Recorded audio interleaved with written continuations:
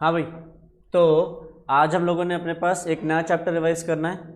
यह है हमारा chapter number 7, contingent and quasi contracts. ठीक है, स्टार्ट करते हैं इसको जल्दी से। तो कंटिंजेंट एक अलग कॉन्ट्रैक्ट होता है, कंटिंजेंट कॉन्ट्रैक्ट, और क्वाजी कॉन्ट्रैक्ट एक अलग कॉन्ट्रैक्ट होता है। तो हमने ये दोनों पढ़ने हैं। तो सबसे पहले पढ़ते हैं मेरे पास कंटिंजेंट कॉन्ट्रैक्ट। तो कंटिंजेंट कॉन्ट्रैक्ट कौन सा कॉन्ट्रैक्ट होता है? एक ऐसा कॉन्ट्रैक्ट जो डिपेंड करता है एक इवेंट के ऊपर, और वो इवेंट हो भी सकता है या नहीं भी हो सकता, उसके ऊपर हमें कोई क्लैरिटी नहीं है, अनसर्टेनिटी है कि वो इवेंट होगा या नहीं होगा। जैसे फॉर एग्जांपल, तुम्हारे बचपन में जब तुम छोटे थे तो तुम्हारे घर पे एक बेल बजी, और बेल बजने पे जब तुम बाहर गए भागे भागे, तो तुमने जाके देखा एक आदमी खड़ा है और वो कह रहा है कि तुमसे कह रहा है कि मैं बहुत सारी बेडशीट्स लाया हूँ, बहुत ही प्यारी प्यारी बेडशीट्स हैं और बहुत ही सस्ते दाम पे बेच रहा हूँ। ठीक है, तो उसने तुम्हें दिखाई दो चार, छोटे में याद करो अपना, कि बेडशीट्स दिखाई या जो भी कोई कभी कभी सामान आदमी आकर आता है बेचने, तो तुम वो दिखाता है, और जब छोटे होते हो तो एकदम से मन करता है कि हाँ यार ये तो बहुत प्यारा है, या तो बहुत अच्छा सा है, तो मुझे इसको देखना, मुझे ये खरीदना है। तो तुम क्या कहते हो? हाँ भैया ये तो अच्छा तो लग रहा है। तो कह रहा है, वो तुमसे कह रहा है कि तुम ले लो। तो बचपन में क्या पैसे होते थे? है ना, नहीं में होते थे ना। तो तुम क्या कहते थे कि भैया रुक जाओ, मैं अंदर जाके मम्मी से पैसे लेके आता हूँ, या तुम क्या कहते थे, रुक जाओ भैया मैं बस मम्मी से पूछ के आता हूँ, अगर मम्मी ने हाँ कर दिया तो मैं ले लूँगा, अदरवाइज नहीं। तुम अंदर गए, अंदर जाके मम्मी से कहा, मम्मी मम्मी देखो एक बाहर ना भैया आए हैं, बहुत ही अच्छी अच्छी बेडशीट्स बेच रहे हैं, वो बेडशीट पे ना मिक्की माउस बनाए, उस बेडशीट पे डोनाल्ड डक बनाए, उस बेडशीट पे ये बनाए या वो बनाए, या ये ऐसी है वैसी है। तो तुमने क्या कहा, ये बताया कि क्या कहा है? मम्मी ने क्या बोला? चुपचाप जाके मना कर दे उसको, कुछ नहीं लेना मैंने, उसको भेज दें यहाँ से, ऐसी होती हैं ये बेडशीट्स, बेकार होती हैं, या जो भी बेचने आया। हुआ ऐसा? तो क्या हुआ, तुमने उस दुकानदार को जो बेचने आया था, सेलर, उसको क्या बोला था कि भैया रुक जाओ, मैं एक बार मम्मी से पूछ के आता हूँ, अगर मम्मी ने हाँ कर दी तो मैं कर दूँ, तो मैं ले लूँ, अदरवाइज नहीं ले पाऊंगा। तो ये क्या हुआ? एक कंटिंजेंट कॉन्ट्रैक्ट। ये डिपेंड हो गया मम्मी के हाँ करने या ना करने पे, तो इसको क्या बोलते हैं हम? Contingent contract. या फिर लेट अस सपोज एक आदमी है, एक कंपनी है, और इस कंपनी को अपने लिए खरीदने हैं कंप्यूटर्स, अपने एम्प्लॉयज़ के लिए खरीदने हैं लैपटॉप्स। तो हुआ क्या, एक इंजीनियर, नहीं इंजीनियर छोड़ो, एक परचेज मैनेजर,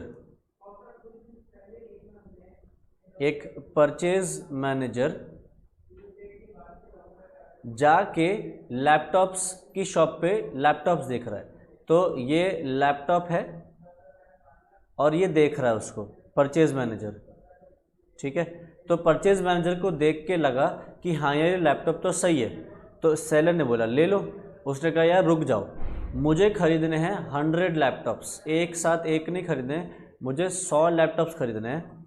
तो मुझे तो ये सही लग रहा है, बट मुझे पहले अपनी आईटी टीम से पूछना होगा कि ये लैपटॉप हमारे एम्प्लॉयज़ के लिए ठीक रहेंगे नहीं रहेंगे। तो मैं ये लैपटॉप सैंपल के तौर पे ले जाता हूँ, या आप इसकी जो स्पेसिफिकेशंस हैं, जो इसके अंदर चीज़ें लगाई हैं, कौन सा प्रोसेसर, रैम, मदरबोर्ड, सब मुझे बता दो, मैं ले जाता हूँ और अपनी आईटी टीम से पूछ के बताता हूँ। अगर आईटी टीम ने कर दिया अप्रूव तो मैं 100 लैपटॉप सबसे खरीद लूँगा। तो ये जो कॉन्ट्रैक्ट यहाँ पे करके आया इसके साथ, इसको बोलते हैं कंटिंजेंट कॉन्ट्रैक्ट, क्योंकि ये डिपेंड करता है आईटी टीम के हाँ करने या ना करने पे। तो आईटी टीम का जो हाँ करना है या ना करना है, या तुम्हारी मम्मी का हाँ करना है ना करना, वो क्या होता है? एक कोलैटरल इवेंट। इवेंट तो क्या हो गया, हाँ करना या ना करना। कोलैटरल से मतलब हो गया कि वो तुम्हारे कॉन्ट्रैक्ट के साथ कहीं ना कहीं अटैच हो गया। ठीक है, कॉन्ट्रैक्ट क्या है? आई कंप्यूटर खरीदने का ना, लैपटॉप खरीदने का, तो वो कॉन्ट्रैक्ट के साथ इवेंट एक तरीके से अटैच हो गया कि भाई अगर आईटी टीम वाला बंदा जो ऑफिस में बैठा है, अगर आईटी टीम वाला बंदा हाँ कर दे तो इसका हाँ करना कॉन्ट्रैक्ट से जुड़ गया, इसलिए क्या हो गया? ये कोलैटरल इवेंट। अब ध्यान रखना, कंटिंजेंट कॉन्ट्रैक्ट में जो कोलैटरल इवेंट है that collateral event should not be the consideration. दोबारा बोल रहा हूं, ये जो कोलैटरल इवेंट है, this collateral event should not be the consideration. अगर ये कंसिडरेशन है तो फिर एक कंटीजेंट कॉन्ट्रैक्ट नहीं है। सर समझ नहीं आया, देखो फॉर एग्जाम्पल, ये हो तुम और ये है एक कॉन्ट्रैक्टर। तो तुमने कॉन्ट्रैक्टर से क्या बोला, स्विमिंग पूल बनाने के लिए। इसने कहा ठीक है आपको स्विमिंग पूल बना दूंगा। तो तुमने इससे बोला अगर तू मेरा स्विमिंग पूल बना देगा तो मैं स्विमिंग पूल बनाने की तुझे लेट सपोज 2 लाख रुपए दूंगा। तो यहाँ पे भी क्या हो गया, इवेंट हो गया। इवेंट क्या है, तुमने कहा अगर तू स्विमिंग पूल बना देगा तो मैं 2 लाख रुपए दूंगा, इवेंट हो गया। बट ये इवेंट क्या है, पार्ट ऑफ द कंसिडरेशन है कि आप 2 लाख रुपए जो दोगे वो उसके कंसिडरेशन के लिए है, उसके लिए तो कंसिडरेशन ही है वो। तो ये अगर ये देखो तो ये कंटीजेंट कॉन्ट्रैक्ट नहीं है, ये वाला कंटीजेंट कॉन्ट्रैक्ट है, क्योंकि इसमें इसका हाँ करना या ना करना इज नॉट द कंसिडरेशन। ठीक है, तो कंटीजेंट कॉन्ट्रैक्ट की डेफिनेशन जल्दी से देखते हैं क्या कह रहा है। A contingent contract is a contract to do or not to do something if some event collateral to such contract does or does not happen. तो कोलैटरल इवेंट क्या है, it is an event which is neither a promise directly performance directly promise as part of the contract nor the whole of the consideration for a promise. तो कह रहा है ना तो ये एक प्रॉमिस है जो डायरेक्टली प्रॉमिस किया जाता है, ना ही ये कंसिडरेशन है, ये सिर्फ एक इवेंट है जो उसके साथ अटैच हो गया है, but it is not a part of the consideration, ना ही इस बात को प्रॉमिस किया गया। देखो एक और एग्जांपल लेते हैं, ये हो तुम और ये है एक इंश्योरेंस कंपनी।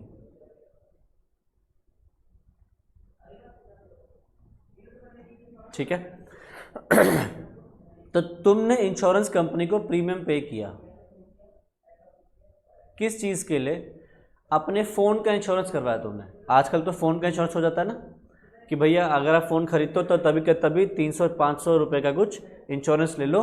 अगर आपके फ़ोन की स्क्रीन टूटती है तो फ्री में रिपेयर करा देंगे, अगर आपका फ़ोन पानी में गिरता है तो उसको ठीक करा देंगे, है ना। तो इंश्योरेंस कंपनी ने क्या कहा, अगर आपका फ़ोन पानी में गिरेगा या अगर आपकी फ़ोन की स्क्रीन टूटेगी तो हम ठीक कराएंगे। तो बताओ क्या फ़ोन का स्क्रीन टूटना या पानी में गिरना कंसिडरेशन का पार्ट है? नहीं, वो एक इवेंट है जो बिल्कुल इंडिपेंडेंट है, अलग है।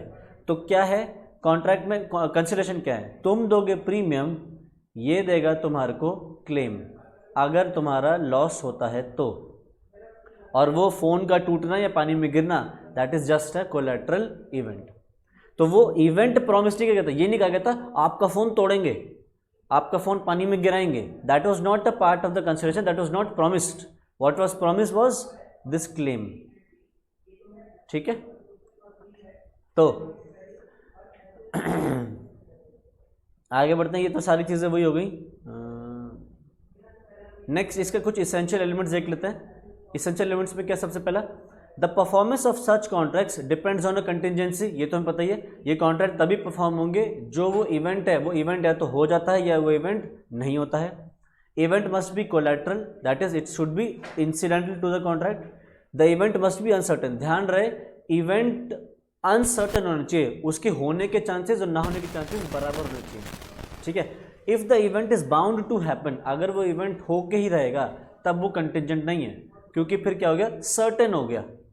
तो if it is bound to happen then it is not a contingent contract. Next, the contingent event should not be the mere will of the promisor. जो इवेंट है ना वो प्रोमिसर की इच्छा पे डिपेंड नहीं करना चाहिए। प्रोमिसर की इच्छा पे कैसे डिपेंड करना चाहिए, लेट अस सपोज तुम एक आदमी से कह रहे हो कि भैया तू मेरा घर बना दे, तो उसने कहा ठीक है जी बना दूंगा। तो उसने बोला कॉन्ट्रैक्टर ने कि लास्ट में जब घर बन जाए तो थोड़ा सा हमारा मुंह मीठा करवा देना। मतलब मुंह मीठा से समझते हो कि थोड़े से एक्स्ट्रा पैसे दे देना, आपका घर बनाया हमने ये वो। तो तुमने क्या बोला, तुमने बोला कि भैया तुम घर बनाना शुरू करो, अगर तुमने काम अच्छा किया तो मैं अपना आप ही दूंगा। कई बार ऐसे होते थे ना तुम कह देते हो कि भैया तुम काम अच्छा करके दो, मैं अपना आप ही दिल खुश होगा तो मैं तुम्हें एक्स्ट्रा कुछ दे दूंगा, तो ये क्या हो गया, इवेंट हो गया, कोलैटरल इवेंट। अगर उसने काम अच्छा किया तो तुम कुछ पैसा दोगे, बट ये किसकी इच्छा पे आ गया, प्रॉमिसर की इच्छा पे आ गया, तो फिर ये कंटीजेंट कॉन्ट्रैक्ट नहीं है। ठीक है, नेक्स्ट, अब इसके बारे में कुछ रूल्स पढ़ लेते हैं जल्दी से। कंटीजेंट कॉन्ट्रैक्ट में रूल्स क्या हैं, वो जो इवेंट है, that event is dependent on the happening of a future uncertain event enforceable when that event happens. देखो, dependent on the happening of a future uncertain event enforceable when that event happens. कहने मतलब क्या है, अभी हमने phone का example लिया था, फ़ोन का इंश्योरेंस कराया था, ये हो तुम और यह है इंश्योरेंस कंपनी। तो तुमने इधर दे दिया प्रीमियम, इंश्योरेंस कंपनी क्या कह रही है, इंश्योरेंस कंपनी क्या कह रही है, अगर तुम्हारा फ़ोन की स्क्रीन टूटी या अगर तुम्हारा पानी में गिरा फ़ोन तो हम ठीक करा देंगे। तो इंश्योरेंस कंपनी कब पैसा देगी, इवेंट होने के बाद, पानी में गिर जाए या टूट जाए, यानी कि this contract is dependent on the happening of N uncertain future event. तो इन कॉन्ट्रैक्ट इन्फोर्स कब होगा, जब वो इवेंट हो जाएगा। ठीक है, अच्छा, तुम्हें पता है, शायद ये पता ना हो या पता होगा काफ़ी को, कि ये जो इंश्योरेंस होता है फ़ोन का, ये कितने टाइम पीरियड का होता है, 1 साल का। ये 1 साल का ही होता है जनरली। ठीक है, मतलब 1 साल में, स्टार्टिंग के फर्स्ट ईयर में अगर तुम्हारा फ़ोन टूटता है, गिरता है, तो वो इसको इंश्योरेंस करा देते हैं। तो ये जो इंश्योरेंस कंपनी कह रही है, वो कह रही है 1 साल के अंदर अंदर अगर आपका फ़ोन गिर जाता है, टूट जाता है, तो हम ठीक कराएंगे। तो ये क्या हो गया, डिपेंडेंट हो गया on the happening of a uncertain future event with in a specific time. ठीक है, एक पहले वाला एग्जांपल मैंने टाइम नहीं लिया था, उन्होंने बोल दिया था आपका फ़ोन जब भी टूटे हम ठीक करा देंगे, पानी में गिर जब भी तब भी ठीक करा देंगे। तो वो क्या हो गया, डिपेंडेंट हो गया on the happening of N uncertain future event, but उसके अंदर टाइम की लिमिटेशन नहीं थी। अब उन्होंने क्या कर दिया, टाइम की लिमिटेशन डाल दी। तो सेक्शन 32 में सेम चीज़ है but without time limitation, section 35 में वही चीज़ होगी but with in that fix time. अगर उस टाइम पीरियड के अंदर अंदर कोई चीज़ हो जाती है तो फिर क्या कहोगे, सेक्शन 35 लग जाएगा, और अगर टाइम पीरियड की रिस्ट्रिक्शन नहीं लगाते और तब वो चीज़ हो जाती है तो सेक्शन 32 लग जाएगा। ठीक है, अच्छा, एक और देखते हैं। ये हो तुम और ये है इंश्योरेंस कंपनी। ठीक है, और तुम्हारी एक शिप है, तुम्हारी एक शिप है, छोटे मोटे आदमी नहीं हो तुम, पानी के जहाज हैं तुम्हारे, देख रहे हो कहाँ पहुँच गए हो, तो पानी के जहाज हैं तुम्हारे, और तुमने इंश्योरेंस कंपनी से कॉन्ट्रैक्ट किया कि तुम दोगे इसको प्रीमियम और ये तुम्हें देगी क्लेम। क्लेम कब देगी, अगर ये ship, late us suppose for example, ये शिप मुंबई से ऑस्ट्रेलिया जा रहा है, फॉर एग्जांपल मुंबई से ऑस्ट्रेलिया जा रहा है, तो तुमने इंश्योरेंस कंपनी से कॉन्ट्रैक्ट क्या किया, अगर मेरी ये शिप वापस नहीं आई तो तुम मुझे पैसा दोगे, क्लेम दोगे। मतलब ये गई और वापस नहीं आई, क्यों, क्योंकि डूब गई। तो ये क्या हो गया, ये कॉन्ट्रैक्ट डिपेंडेंट हो गया on the non happening of N uncertain future event. ना होने पे, तो ना होना क्या है, शिप का वापस ना आना। अगर ये शिप वापस नहीं आई तो इंश्योरेंस कंपनी क्लेम देगी। अच्छा, इसमें अगर मैं टाइम लिमिट डाल दूं तो फिर वो विद द टाइम लिमिट हो जाएगा। मैं अगर कहता हूं, तुम कहते हो कि मेरी अगर ये शिप 1 साल के अंदर अंदर वापस नहीं आई तो तुम मुझे क्लेम दोगे, तो इसमें मैंने क्या डाल दी, टाइम लिमिटेशन डाल दी। तो ये कॉन्ट्रैक्ट कब इन्फोर्स होंगे, when that event does not happen. ठीक है, तो देखो सेक्शन 33 क्या कह रहा है कि इवेंट, अगर इवेंट डिपेंडेंट है on the non happening of N uncertain future event, वो इन्फोर्सेबल कब है, when the happening of that event becomes impossible and not before. तो ये तो हो गया without any time limit. Section 35 subsection 2 या क्लॉज 2 क्या कहता है, depend on the non happening of an event with in a fix time. अगर आप कहते हो कि ये शिप मेरी 1 साल के अंदर अंदर वापस नहीं, टाइम लिमिट डाल दिया, तो वो इन्फोर्स कब होगा? जब वो शिप वापस नहीं आती विद इन दैट टाइम। ठीक है, टाइम के बाद वापस आएगी तो फिर तो तब तक तो क्लेम मिल चुका होगा ना। Next, section 34, dependent on the future conduct of a person acting in a particular way. ये हम कर चुके हैं। अभी एग्जाम्पल यह था कि तुम्हारे घर के दरवाजे पे एक बेडशीट बेचने आया था, तो वो क्या था? कॉन्ट्रैक्ट किस पे डिपेंडेंट था? मम्मी के ऊपर, कि मम्मी ने अगर हाँ बोल दी तो बेडशीट खरीद लेंगे। या आईटी वाले के ऊपर डिपेंड था, अगर आईटी वाले ने हाँ कर दी कि हाँ हमें एक लैपटॉप चाहिए, तो ये क्या हो गया? डिपेंडेंट हो गया on the conduct of a person. तो सेक्शन 34 एप्लीकेबल है, पढ़ लो जल्दी से।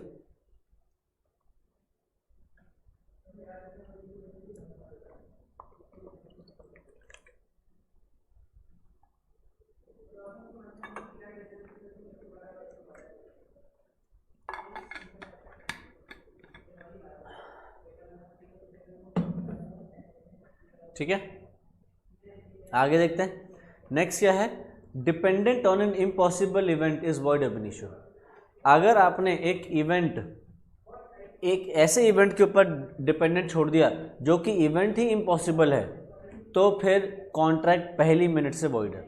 जैसे लेट अस सपोज तुम कहते हो कि अगर कोई मिल गया का जादू, कोई मिल गया में याद है वो जादू था, अगर कोई मिल गया का जादू वापस से शिमला में आ जाता है तो मैं पैसे दूंगा, तो ये क्या हो गया?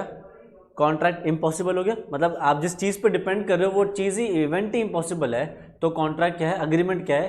पहली मिनट से वॉइड है, तो ये वॉइड अग्रीमेंट बन जाएगा। ठीक है, अब डिफरेंस देखते हैं between wagering and contingent. Wagering क्या था? हमने पिछली क्लास में पढ़ा था। वेजरिंग होता है सट्टा लगाना। ये सट्टा लगाना एक इम्पॉसिबल इवेंट के ऊपर डिपेंडेंट होता है। वो इवेंट इम्पॉसिबल सी भी चीज़ होती है तब भी कर लेते हैं कि ऐसा हो गया तो ऐसा हो गया तो वैसा हो गया तो वेजिंग एग्रीमेंट क्या है? वॉइड है, लॉ उसको मना करता है। कंटिंजेंट कॉन्ट्रैक्ट वैलिड है। वेजिंग में रेसिप्रोकल प्रोमिसेस होते हैं। आप एक दूसरे को कुछ प्रॉमिस करते हो कि अगर बारिश हुई तो मैं तुझे 100 रुपये दूंगा, नहीं बारिश हुई तो मैं तेरे थप्पड़ मारूंगा, या मैं तेरे को 100 रुपये दूंगा, कुछ भी कर सकते हैं। और कंटिंजेंट कॉन्ट्रैक्ट क्या है? इसमें ज़रूरी नहीं है कि आप एक दूसरे को कोई रेसिप्रोकल प्रोमिसेस दो। नेक्स्ट, इसके अंदर पार्टी का कोई भी इंटरेस्ट नहीं होता इन the subject matter of the contract. मैं कह रहा हूँ आज बारिश होगी, तुम कह रहे हो आज बारिश नहीं होगी, हमें बारिश से कोई लेना देना नहीं है, हमारा इंटरेस्ट नहीं है बारिश में, हो जाए नहीं हो तो नहीं हो। तो हमारे लिए क्या है? वेजरी में किसी भी तरीके से इवेंट में कोई दिलचस्पी नहीं है। पर यहाँ पे ईदर पार्टी में have an interest in the subject matter of the contract. इसके अंदर future event is the sole determining factor, और इसके अंदर फ्यूचर इवेंट कोलैटरल है एंड इंसिडेंटल है। मतलब फ्यूचर इवेंट के ऊपर ही पूरी बात निर्भर रहती है, बट यहाँ पे फ्यूचर इवेंट सिर्फ कोलैटरल है, मतलब उसके साथ अटैच्ड है and it is just incidental. Next, every waging agreement is of a contingent nature. Waging agreement is a part of contingent contract, और कंटिंजेंट कॉन्ट्रैक्ट्स क्या हैं? Are not of waging nature. Contingent contracts wider term है, wagering उसके अंदर एक सब part है, ऐसे समझ लो। ठीक, नेक्स्ट अगला क्या है? Quasi contract. क्वाजी कॉन्ट्रैक्ट का मतलब होता है, क्वाजी का मतलब क्या होता है? Similar to. तो अगर इसको मैं जोड़ दूं तो क्या बनता है? क्वाजी हटा दूं तो वर्ड लिख दूं सिमिलर टू, क्या बनेगा? Similar to contract. यानी कि कुछ चीज़ें, कुछ एग्रीमेंट्स कॉन्ट्रैक्ट जैसे होते हैं बट कॉन्ट्रैक्ट एक्चुअली में नहीं होते हैं, यानी कि उनके अंदर बेसिक इसेंशियल एलिमेंट कॉन्ट्रैक्ट का मिसिंग होता है, बट हम उनको कॉन्ट्रैक्ट बना देते हैं ताकि दुनिया में इक्विटी और जस्टिस बना रहे। अब कैसे? तुम रास्ते में चलते हुए जा रहे हो और तुम्हारी जेब से निकल के गिर जाता है तुम्हारा फ़ोन या तुम्हारा पर्स, तो क्या होता है? जिसको मिलता है वो अपने पास उठा लेता है और वो पैसे रखना चाहता है, या उसके अंदर जो भी सामान उसको मिल जाता है वो कोशिश करता है अपने पास रख ले, तो वो वापस तो देगा नहीं। तो क्यों नहीं देगा? वो कहेगा भैया तुम्हारा था, अब जो इसको पड़ा मिल गया अब तो वो उसका हो गया। तो सामने वाले बंदे ने वापस करना नहीं, तो कैसे करेगा? जब तक हम उसकी ड्यूटी ना बना दें, उसकी ऑब्लिगेशन या उसकी लायबिलिटी ना बना दें, तो वो कैसे बनाएंगे? लॉ कहता है इस इंसान ने अपना फ़ायदा करा, तुम्हारा नुकसान करा के, और अपना फ़ायदा वो डिज़र्व नहीं करता था, तो तो इन दिस केस फिर उसकी ड्यूटी बनती है वो जो अनफेयर एडवांटेज उसने लिया है वो अनफेयर एडवांटेज उसको ना मिले और वो वापस कर दे। ठीक है, तो इसलिए क्या कहते हैं क्वाजी कॉन्ट्रैक्ट में, यहाँ पे अगर तुम देखो तो वो तुम्हें ऑफर नहीं करेगा तुम्हारे को फ़ोन, या तुम ऑफर नहीं करोगे अपने फ़ोन के लिए खुद के फिर से पैसे, बट उसको देना पड़ेगा। तो ऑफर एंड एक्सेप्टेंस नहीं है, उसके अंदर कंसिडरेशन नहीं है। वो तुम्हें तुम्हारा फ़ोन वापस दे देगा, तुम्हें बदले में कुछ देने की जरूरत नहीं है सिवाय उसके जो आने जाने का उसका जो खर्चा लगेगा, उसके अलावा कुछ देने की जरूरत नहीं है। तो इसेंशियल एलिमेंट्स कॉन्ट्रैक्ट के मिसिंग है, बट फिर भी क्या है, एक वैलिड कॉन्ट्रैक्ट है, क्योंकि लॉ कहता है हमने दुनिया में इक्विटी एंड जस्टिस बनाए रखना है। ठीक है, तो ये क्या है, एक फिक्शनल कॉन्ट्रैक्चुअल ऑब्लिगेशन है जो क्रिएटेड बाय लॉ है। फिक्शनल मतलब झूठी मूठी, इमेजिनरी कॉन्ट्रैक्चुअल ऑब्लिगेशन है जो लॉ क्रिएट करता है।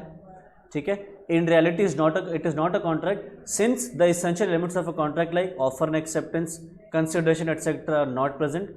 It is an obligation which the law creates in the absence of any agreement when the acts of the parties or others have placed in the possession of one person money or its equivalent under such circumstances that in equity and good conscience he ought not to retain it. ठीक है, next basis of quasi contract. Quasi contract का basis क्या है, देखो इसके features. Such a right is always a right to money and generally, though not always, to a liquidated sum of money. It does not arise from any agreement of the parties, but it is imposed by law. It is a right which is available not against the whole world, but against a particular person or persons only, and damages can be claimed for breach of quasi contract right. तो मैंने भी example लिया था कि तुम्हारा phone गिर गया था या तुम्हारे पैसे गिर गए थे, तो तुम्हारे पास जो अधिकार आएगा किस चीज़ का आएगा, अपने पैसे वापस लेने का, या अगर तुम्हारा कुछ सामान गिर गया तो उसके लिए. ये कॉन्ट्रैक्ट अग्रीमेंट से नहीं आता है, मतलब ऑफर एक्सेप्टेंस नहीं होती इसके अंदर, बट फिर भी ये कॉन्ट्रैक्ट आ जाता है. It is a right available against, not against the whole world but against a particular person. जिस इंसान को तुम्हारा फ़ोन मिला है उसी इंसान से अपना फ़ोन या वर्ल्ड वापस ले सकते हो. किसी भी से राह चलते हुए आदमी से कह दो मेरा फ़ोन सड़क पे पड़ा, सड़क पे गिर गया था, तू दे मेरे पैसे, तो वो नहीं दे सकता.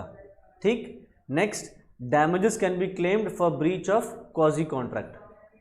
आपने अगर क्वाजी कॉन्ट्रैक्ट को तोड़ा है तो जिसने भी, मान लो तुम्हारे जो वॉलेट में पैसे थे उसने अगर वो खर्च कर दिए, तो तुम वो जो उसने पैसे खर्च करे हैं वो उससे वापस रिकवर कर सकते हो, और एक्स्ट्रा भी कोई नुकसान हुआ है तो वो नुकसान की भरपाई भी तुम उससे ले सकते हो. ठीक है. अब टाइप्स ऑफ क्वाजी कॉन्ट्रैक्ट्स. तो सबसे पहला है claim for necessaries supplied to persons incapable of contracting. देखो, क्लेम फॉर नेसेसरीज, नेसेसरीज का मतलब है जो बेसिक ज़रूरत होती है इंसानों की. तो बेसिक नेसेसिटीज़ क्या होती हैं, food, shelter, clothing. Food and water में फूड आ जाता है. फूड, शेल्टर, क्लोथिंग मतलब रोटी, कपड़ा और मकान, अमिताभ बच्चन वाला डायलॉग. ठीक. तो क्लेम फॉर नेसेसिटीज, जो अगर आप किसी को नेसेसिटीज प्रोवाइड करते हो, किसको देते हो, to persons incapable of contracting. कौन से लोग हैं जो इनकेपेबल थे कॉन्ट्रैक्ट में एंटर करने के लिए, माइनर या अनसाउंड माइंड.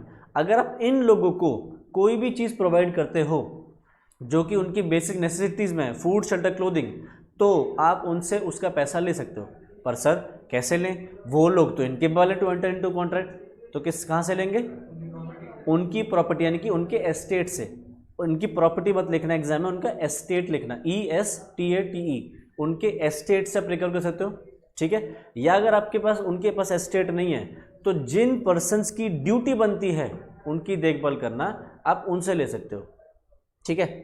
तो देखो क्या लिख रहा है, if a person incapable of entering into a contract और anyone whom he is legally bound to support is supplied by another person with the necessaries suited to his condition in life, the person who has furnished such supplies is entitled to be reimbursed from the property of such incapable person. आओ इसको एक जल्दी से example से देख लेते हैं. ये एग्जाम्पल मैंने क्लास में काफ़ी बार लिया है.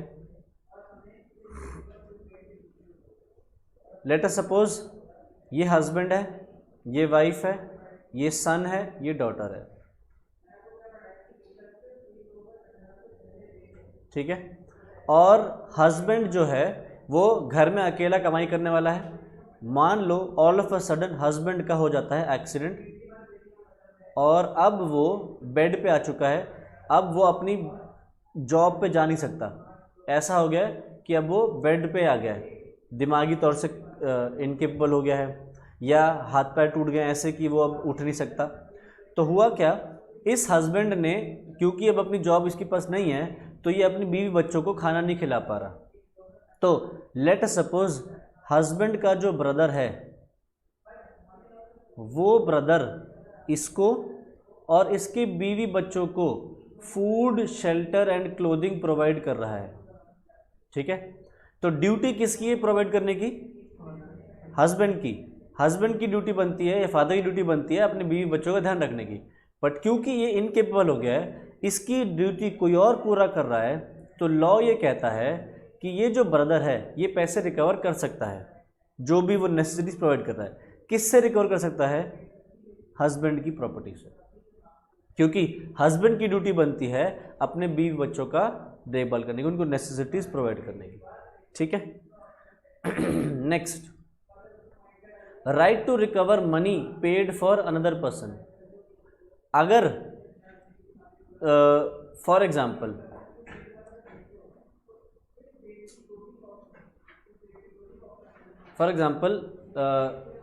लेट अस सपोज, जैसे 3 पार्टनर्स हैं और इन्होंने एक प्रॉपर्टी ले रखी है रेंट पे।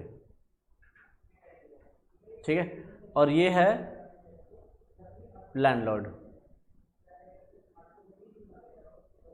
ठीक है, लेट अस सपोज ये एक सीए फर्म है और इसके अंदर पार्टनर्स हैं सीएज। ठीक है, तो लेट अस सपोज एक पार्टनर का नाम है सीए आरएन, दूसरे पार्टनर का नाम है सीए काजल, तीसरे पार्टनर का नाम है सीए अक्षत। ठीक है, 3 पार्टनर्स हैं, तीनों सीए हैं। अब हुआ क्या कि इन्होंने अपना जो ऑफिस था वो रेंट पे ले रखा है और इसका रेंट पे करते हैं वो।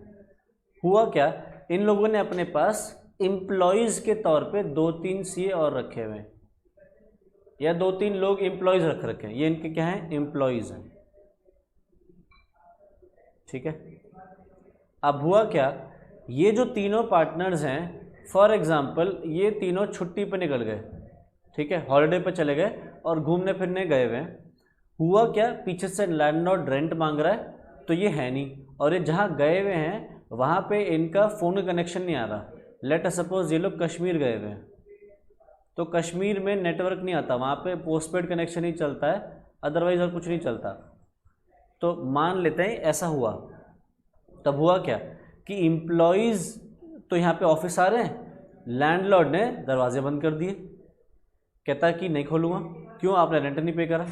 अब हुआ क्या, एम्प्लॉयज़ को ये दिख गया कि भाई साहब ये तो रेंट नहीं दे रहा, मतलब ये तो खोल नहीं रहा, अगर रेंट नहीं पे किया गया तो हमारा ऑफिस बंद हो जाएगा, ऑफिस बंद हो जाएगा तो हमारी नौकरी चली जाएगी, नौकरी किसी चली जाएगी? एम्प्लॉयज़ की, ऑफिस बंद होने पे। तो एम्प्लॉयज़ ने क्या किया, मिल के लैंडलॉर्ड को रेंट पे कर दिया। लैंडलॉर्ड दरवाज़ा खोल देगा या नहीं? खोल देगा। उसको तो उसकी तनख्वाह मिल गई, मंथली का रेंट मिल गया। बताओ, ये रेंट पे करना किसकी ड्यूटी थी? पार्टनर्स की, सीए, आरएन, काजल, अक्षत, इनकी ड्यूटी थी। ये ड्यूटी किसने पे करी? एम्प्लॉयज़ ने। एम्प्लॉयज़ ने क्यों पे करी? अगर वो ना पे करते तो इन्हीं की नौकरी खतरे में आ जाती, इन्हीं के नुकसान हो जाता। तो अपना पर्सनल इंटरेस्ट बचाने के लिए इन्होंने लैंडलॉर्ड को रेंट पे किया, अपनी इच्छा से नहीं पे किया। ये नहीं कि अरे कोई बात नहीं यार, सर इतने सालों से पे कर रहे हैं, हम आज दे देते हैं, ऐसा नहीं। अपना पर्सनल इंटरेस्ट बचाने के लिए उन्होंने पे किया। तो हम क्या कहेंगे कि यहाँ पे जो एम्प्लॉयज़ हैं इनको ये पैसा रिकवर होगा फ्रॉम दीज पर्सन्स। यहाँ पे एक क्वाजी कॉन्ट्रैक्ट है और यहाँ पे these people will be liable to repay back the rent paid to him to their employees. ठीक है। Next, obligation of the person enjoying benefits of a non gratuitous act. Let us suppose तुम यहाँ से जाने के बाद अपने दोस्त के घर चले गए, ठीक है, और ऑन द वे दोस्त के घर जाते जाते तुमने रास्ते में से सब्जियाँ खरीद ली, और सब्जियाँ का हाथ में मम्मी ने कहा था कि सब्जी लेते हुए आना, तो तुम सब्जियाँ लेते लेते रास्ते में अपने दोस्त के घर चले गए। हुआ क्या, वहाँ पे 2-3 घंटे बैठे, दोस्त के साथ मस्ती वस्ती करी, और उसके बाद घर आ गए। और हुआ क्या, अपने दोस्त के घर पे तुम वो सब्जियाँ भूल गए, और तुम्हारे दोस्त ने क्या किया, ये सब्जियाँ कहाँ से आई हैं, शायद भगवान दे गए होंगे, और तुम्हारा वो दोस्त उस सब्ज़ी की पाव भाजी बना देता है। ठीक है, अब बताओ, क्या तुम्हारी सब्ज़ी जो उसने पाव भाजी के तौर पे बना के खा ली, क्या तुम उससे उसके पैसे ले सकते हो? दोस्त है, पाव भाजी खा ली, क्या दिक्कत है तुम्हें? है?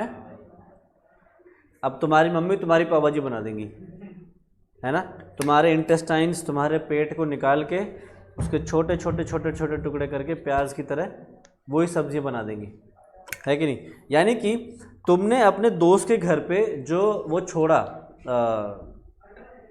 क्या सब्जियां, वो अपनी इच्छा से नहीं छोड़ा, वो तुम भूल गए। तो in this case this was a non gratuitous act, तो in that case you can recover the money. तुमने इच्छा से नहीं छोड़ा और उसने उसको कंज्यूम कर लिया है, ठीक है। तो ये हो गया obligation of a person enjoying the benefits of a non gratuitous act. Next type of quasi contract है responsibility of a finder of goods.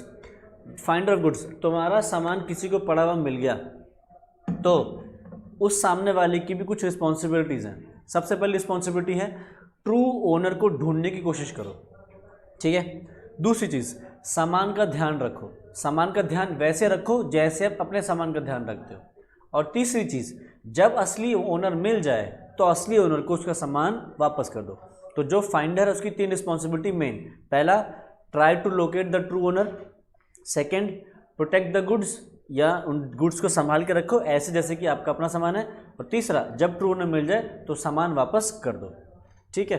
अब जो वो बंदा है जो जिसका सामान है, जिसने सामान खोया है, उसकी भी कुछ ड्यूटी बनती है। उसकी ड्यूटी बनती है कि जो भी फाइंडर है, जिसको भी सामान मिला है, अगर उसने कोई भी खर्चे इनकर करे हैं, expenses to protect the goods, या लाने ले जाने का जो उसको खर्चा पड़ा है, तो जो जिसका सामान खोया है उसकी ड्यूटी बनती है कि वो खर्चे उसको वापस करे, ठीक है। बट ध्यान रखना, मान लो फॉर एग्जांपल तुम्हें किसी का सामान पड़ा हुआ मिला, मान लो तुम्हें मेरा सामान पड़ा हुआ मिला और तुम कह रहे हो कि सर आपका सामान है, हम आपको दे देते हैं, बट हमारे आने जाने के इतने खर्चे पड़ेंगे, प्लीज़ हमें वो दे देना। मैंने कह दिया नहीं दूंगा, तो क्या तुम मुझ पे केस कर सकते हो? नहीं, तुम मुझ पे केस नहीं कर पाओगे अपने पैसे रिकवर करने के लिए। तुम क्या कर सकते हो, सिर्फ सामान अपने पास रोक के रख सकते हो। ये कहो कि नहीं जी हम तो पैसे लेंगे, हम तो हमारे वो आने जाने का खर्चा पे करो, और नहीं दोगे तो हम केस कर देंगे। नहीं, तुम सिर्फ क्या कर सकते हो, सामान अपने पास रोक के रख सकते हो कि जब तक, ठीक है भाई, तो और कहोगे भी यही तो कहोगे ना कि ठीक है, अगर आपको नहीं देने पेमेंट तो मैं आपका सामान नहीं दूंगा, आप वो मेरे आने जाने का खर्चा दे दो, या जो मेरे को जो गुड्स को प्रोटेक्ट करके रखने जो ड्यू करने के लिए जो खर्चा पड़ा है वो दे दो, मैं आपका सामान वापस दे दूंगा। मैंने कहा नहीं दूंगा, तुम केस नहीं कर पाओगे, तुम सिर्फ सामान अपने पास रख सकते हो, ठीक है। अब तुम सामान कब तक रख सकते हो, या तो ट्रू ओनर नहीं मिलता तब तक, या फिर अगर ट्रू ओनर सामान के पैसे देने से मना कर दे तो तुम उसको क्या कर सकते हो, अपने पास रख सकते हो और बेच भी सकते हो। कब बेच सकते हो, अगर तो ट्रू ओनर नहीं मिला तो तुम बेच सकते हो, या फिर ट्रू ओनर ने मना कर दिया कि मुझे नहीं रखना, मुझे नहीं चाहिए, या मैं डैमेजेस नहीं पे करूँगा, तो तुम उसको नोटिस भेजोगे कि भाई साहब इस तारीख तक पैसे भिजवा दे, नहीं तो मैं तेरा ये सामान बेच दूंगा। और अगर उस तारीख तक उसने पैसे भिजवा दिए तो ठीक है, नहीं तो तुम उसे कर सकते हो, सामान को बेच सकते हो। या फिर अगर गुड्स पेरिशेबल नेचर के हैं, पेरिशेबल का मतलब क्या है, जो जल्दी से ख़राब हो जाते हैं, जैसे दूध है, सब्जियां हैं, फ्रूट्स हैं, ये जल्दी ख़राब होते हैं, तो अगर गुड्स पेरिशेबल नेचर के हैं तो आप उनको विदाउट एनी नोटिस बेच सकते हो। या फिर अगर जो डैमेजेस तुम मांग रहे हो वो गुड्स की वैल्यू के 3/4 या उससे ज़्यादा हैं तो भी आप सामान को बेच सकते हो खुद से। मान लो मेरा 100 रुपये का सामान है जो तुम्हारे पास आ गया, 100 रुपये की सब्जियां थी जो मैंने खरीदी थी, और तुम कह रहे हो कि सर आपकी सब्जियां हम ला तो देंगे बट लाने में ही 80 रुपये ले लेगा ऑटो वाला, 90 रुपये ले लेगा ऑटो वाला। तो मैं क्या कहूँगा, क्या फ़ायदा, तू रख ले। क्यों? क्योंकि 100 रुपये की चीज़ के लिए मैं 80-90 रुपये तो ऐसे ही खर्च कर रहा हूँ। ठीक है, 80-90 रुपये खर्च करके मैं 10 रुपये और डाल के फिर से सब्जी खरीद लूँगा कहीं और से। तो इसलिए क्या बोला जाता है, अगर गुड्स की वैल्यू जो आपके एक्सपेंसेस आप मांग रहे हो उनकी वैल्यू गुड्स की वैल्यू के 3/4 या उससे ज़्यादा हो जाती है तो क्या कहेंगे, आप सामान को बेच सकते हो, अपने पास रख सकते हो। ठीक है, तो ये सारी चीज़ें हो गई। नेक्स्ट लास्ट पॉइंट है लाइबिलिटी फॉर मनी पेड और थिंग डिलीवर्ड बाय मिस्टेक और अंडर कोअर्जन। ठीक है, अगर आपने किसी को पैसे पे कर दिए या कोई चीज़ डिलीवर कर दी बाय मिस्टेक या अंडर कोअर्जन, कोअर्जन हमें पता है फ्री कंसेंट जब आपने पढ़ा था, डराना धमकाना, किसी की प्रॉपर्टी को डैमेज करने की धमकी देना या एक्चुअली में या कुछ कर देना, या कोई भी ऐसी चीज़ जो इंडियन पीनल कोड में फॉरबिडन है ना। तो लाइबिलिटी फॉर मनी पेड और थिंग डिलीवर्ड बाय मिस्टेक, मान लो मुझे तुमने सोचा कि तुम मुझे फ़ीस पे कर रहे हो और तुमने एक्चुअली में फ़ीस पे कर दी किसी रैंडम इंसान को। कई बार होता है, कभी कभी ऐसा होता है कि तुमने किसी का पेटीएम करना है, तुमने पैसे पेटीएम तुमने किसी और को गलती से कर दिए, लास्ट का कोई नंबर या बीच का कोई नंबर गलत डाल दिया, पेटीएम किसी को चला गया, तो क्या उस बंदे की रिस्पॉन्सिबिलिटी तुम्हें वापस देने की? यस, उसकी रिस्पॉन्सिबिलिटी है, क्योंकि तुम्हारा पैसा उस इंसान के पास चला गया जिसके पास जाना नहीं था, मिस्टेक से गया है। तो तुमने अगर उसको गलती से ऐसे पैसे दे दिए हैं तो जो रिसीवर ऑफ मनी है उसकी ड्यूटी बनती है कि तुम्हें वो पैसे वापस दे। ठीक है, तो लायबिलिटी फॉर मनी पेड और थिंग डिलीवर्ड बाय मिस्टेक, इसको हम कहाँ डालेंगे, this is also type of quasi contract. ठीक है, तो यहाँ से हमारा ये वाला चैप्टर भी रिवाइज हो जाता है। ठीक है, बताओ इसके अंदर कोई डाउट है, कोई चीज़ पूछे किसी को तो बताओ।